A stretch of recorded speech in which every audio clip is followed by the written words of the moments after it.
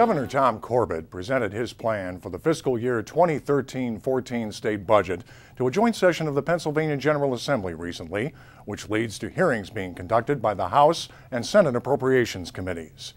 As this process continues, let's spend 5 minutes with State Representative Mike Reese of the 59th Legislative District in Fayette and Westmoreland counties and get his impressions. Mike, this seems to be a very ambitious proposal by Governor Tom Corbett as he's put out not only a budget plan, but issues such as transportation, pension reform, and liquor privatization. First, let me have your initial reaction to what you heard in the governor's address. Well, Ray, as you know, it's a kickoff to the budget season. This is the starting point, and now we have our legislative responsibilities that we'll be dealing with over the next several months. We're going to have hearings starting next week on his proposal, and we'll see where we end up. And it is a long process because everybody will get their hand into this somewhere. The House will have an opinion, the Senate will have an opinion.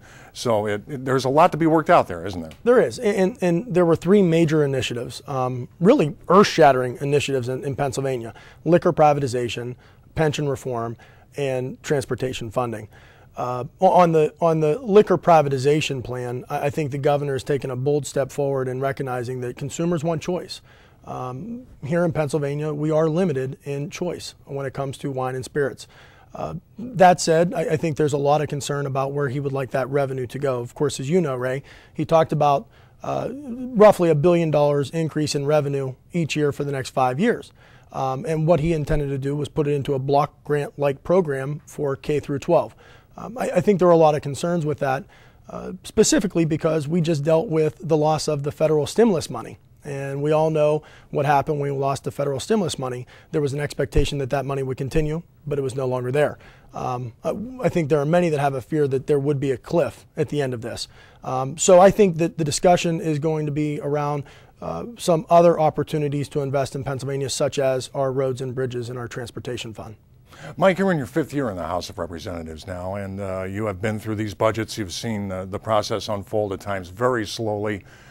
From your chair, does this get frustrating at times as you go through this? It does. I mean, fortunately, over the last 2 years, we've passed 2 on-time budgets without a tax increase, and that has been a big step forward here in Pennsylvania. As you know, under the past administration, of his 8 budgets, 7 were late. So this is a step forward. It is a long, drawn-out process, but it's intended to be that because the folks in Pennsylvania deserve to have their voices heard about what their concerns are.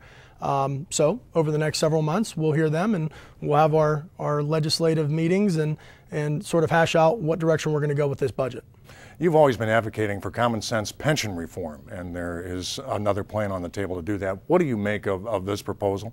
You know, the governor, again, put forward a bold initiative in changing how we move away from our defined benefit system into a defined contribution system.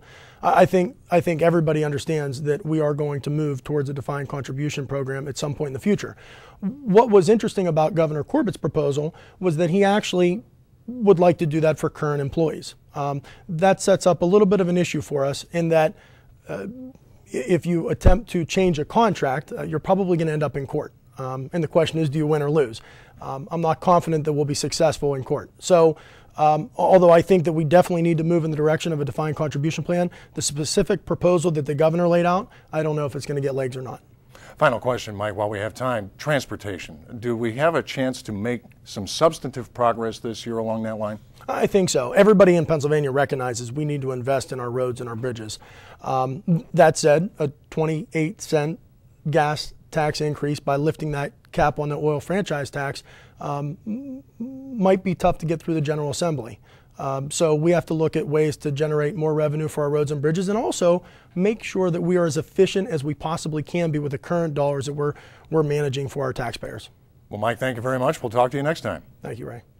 If you have comments or questions about the budget or any other legislative topic, Representative Reese's contact information will appear on the screen in a few seconds. Thanks for joining us and spending 5 minutes with State Representative Mike Reese.